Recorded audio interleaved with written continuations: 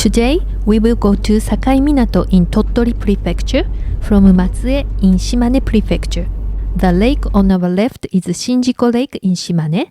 The center water pool is Lake Nakaumi, and the surrounding water is the Japan Sea. Tottori Prefecture is located on the west side of Japan's main Honshu Island, facing the Japan Sea. The most famous place in Tottori is the Tottori Sand Dunes, but there are many other attractive places in Tottori, such as Sakaiminato and Mt. Daisen Area. Sakaiminato is a well-known city of high-quality fish and yokai, which are invisible creatures living in a different world right next to us. The popular manga entitled Gegege no Kitaro was written by Shigeru Mizuki, whose hometown is here in Sakaiminato. JR West has some special trains called Yokai trains that go to Sakaiminato. Police station near Sakaiminato station is, like you can see here, decorated with yokai manga characters. We stayed at a hotel just a minute walk from the station, very close to Sunset Spot and the Yokai Street. I will show you the Yokai Street later. The hotel is casual Japanese style with free Wi-Fi service. Okay, let's enjoy the sunset. The best spot is just behind our hotel, near the ferry port. The hill we see over the water is Shimane Peninsula. The water in front of us is Sakai Suido Channel. Beautiful. After the sun has gone, it is time to meet yokai. Shigeru Mizuki was a famous manga comic artist born in 1922 in Osaka.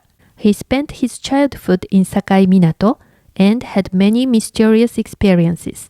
An old woman called Non-Non-Ba, living in his neighborhood, often told him about yokai that we can feel but not see. Kitaro is the most famous of his manga that we can read in English. Here, I'll tell you the story of Kitaro a little bit. The Japanese title is Gegege no Kitaro.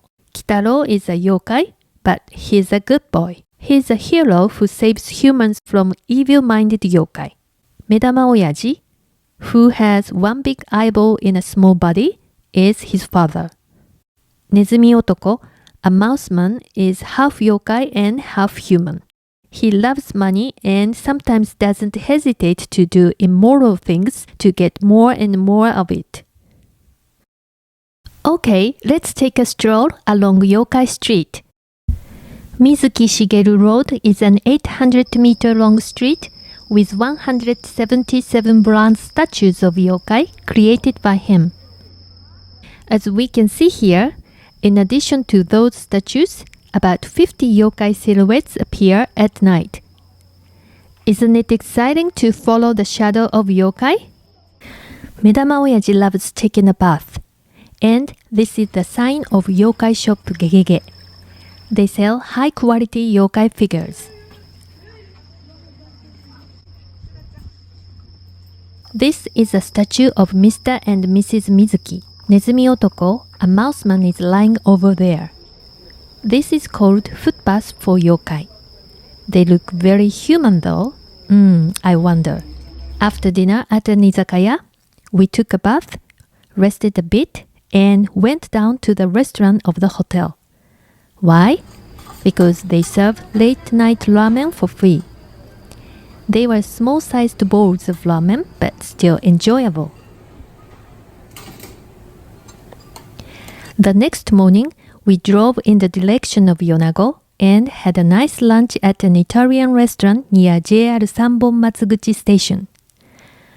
Osteria Yasudaya is a casual Italian restaurant that consists of a counter and tables and chairs in a tatami room. Charming. The building is pure Japanese style, but you don't need to sit on a tatami mat here. They serve 3 types of set dishes for lunch from 1,300 yen. The taste was really good, the atmosphere was cozy, and The price was reasonable. Our next destination is the Mount Daisen area. Mount Daisen is 1,709 meters high above sea level, the highest mountain in the Chugoku region. Rice fields turn into beautiful gold just before harvesting. Like with other high mountains in Japan, people have believed that Mount Daisen itself is a god, and built temples and shrines to offer up their prayers. Among them, we visited Daisenji Temple and Ogamiyama Shrine. Both are halfway up the mountain. Access to Daisenji Temple from JR Yonago Station is by local bus or rent-a-car. It takes about 50 minutes and 730 yen. However, only 5 buses run each day. Daisenji Temple was established in 718 and prospered in power around the 13th century. Koyasan in Wakayama, Hiezan in Kyoto, and Daisenji in Tottori used to be the big 3 temples, but Daisenji declined in power after the Middle Ages. Can you see 2 big paper lanterns in the temple building? They are impressive, aren't they?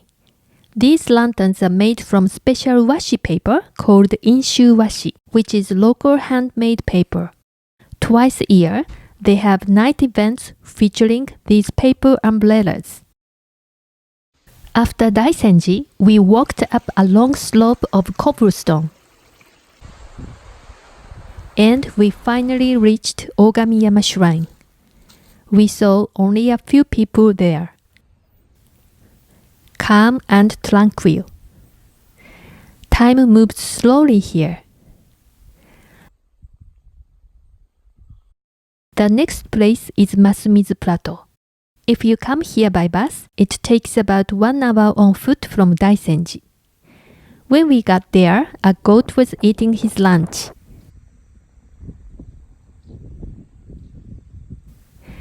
Okay, let's go to the view spot by chairlift called Tenku Lift. A round trip costs 800 yen per person. It is open from 10 a.m. to 5 p.m. on weekdays, 9:30 a.m. to 8:30 p.m. on weekends and national holidays. Getting excited! At the top, nice benches and lounge chairs were set up to relax in. From here, we can command this beautiful view of Izumo, Matsue, Yonago, and Mihonoseki areas. Yahoo! Yahoo!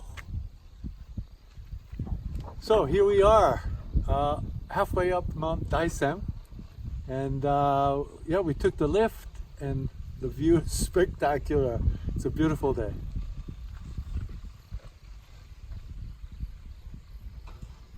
We enjoyed a really comfortable breeze, delicious air, and a nice cup of hot coffee.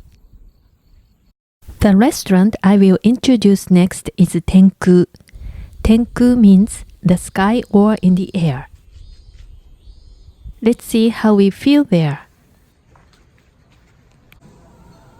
The wide open space, tables with a good distance between them, and a nice view, just as we expected. We enjoyed really fresh and tasty vegetables, nicely grilled prawn, pasta with thick flavored tomato sauce, soft and thick beef, delicate and complicated taste of dessert, and so on. They also feature an outside terrace here. Restaurant Tenku is open from 11:30 a.m. to 7:30 p.m. A reservation is recommended. Tonight, we are staying at the Royal Hotel Daisen. The view from the window was pretty. So, as usual, we waited for the sun to set. And yes, it was pretty too. The next morning, we took a train from Yonago to Tottori by an express train called Super Matsukaze. It takes about 1 hour. At Tottori Station, we rented a car again and headed towards Higashihama Beach. On the way, we stopped along Uradome Coast, where we found angry waves sharpening the coastline, emerald green water, and fantastically shaped pine trees. It was a real hidden jewel. We drove to Higashihama Beach, but visitors who don't drive can get there by train. It takes about 30 minutes and 420 yen from Tottori Station. Cafe Aloha in Higashihama Beach is our next destination.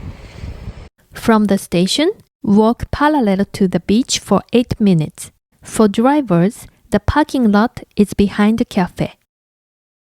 They are open from 9 a.m. to 8 p.m. The beach is within a stone's throw of the cafe. They have a terrace counter and tables on the ground floor, and a counter and tables on the second floor open near balcony. The sea here forms a shore and is good for sea bathing in the summer. We relaxed a lot and melted into a long, wonderful healing time. Eventually, we visited Tottori Sand Dunes. From JR Tottori Station, a 20-minute bus ride will bring you to the sand dunes. At first, we went to the Sand Museum. Huge, magnificent sand art creations by sand sculptors from all over the world are on display. Sand art is made from only sand and water, so they are fragile and delicate. It means that they can't exist forever. Artists devote their efforts to such a short life work. The museum opens from 9 a.m. to 6 p.m. The entrance fee is 600 yen per person. The theme of this exhibition during our visit was South Asia. It included a piece of Mahatma Gandhi, historical monuments and buildings, sculptures related to Buddhism and literature such as the Jungle Book, Hindu mythology, and so on. The exhibition room was enormous.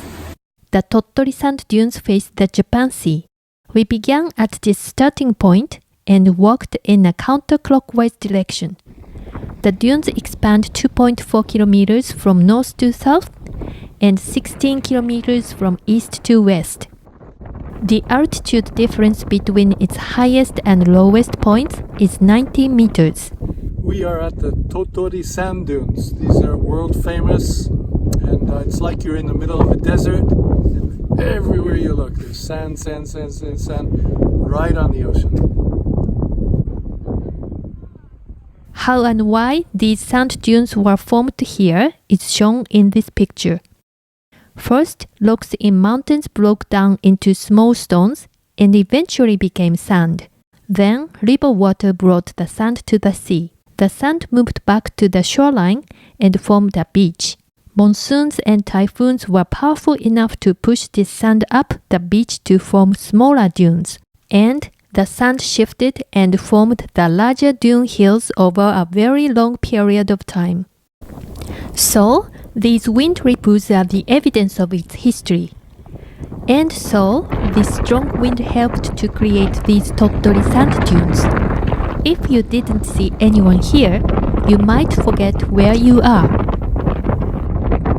Look at the camels. They charge 100 yen to take a photo of the camel. Sitting on the camel costs 600 yen, and riding one is 1,500 yen per person. In Sakyu Kaikan, you can get Sakyu Coffee soft ice cream. The ice cream has a special topping of coffee powder, roasted in the heated sands of the sand dunes. It was 400 yen. Sakyu Coffee. Sakyu Coffee self-serve soft ice cream at the sand dunes, specially made here. The Tottori Sand Dunes are very impressive. We enjoyed it a lot.